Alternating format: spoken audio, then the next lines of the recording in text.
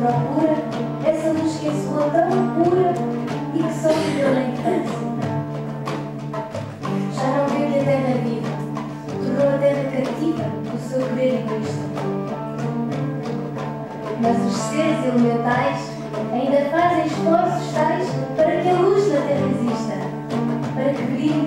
sais, para que chegue à terra em sais e se prolongue na água, para que a luz se espalhe em flores, sorria nas suas cores e nos cura a nossa mágoa.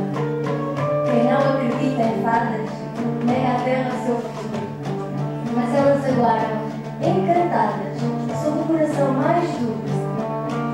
Quem sorri, terá coragem, abrirá uma passagem por onde a luz vai entrar, e essa luz que vive dentro há de expandir-se para sempre.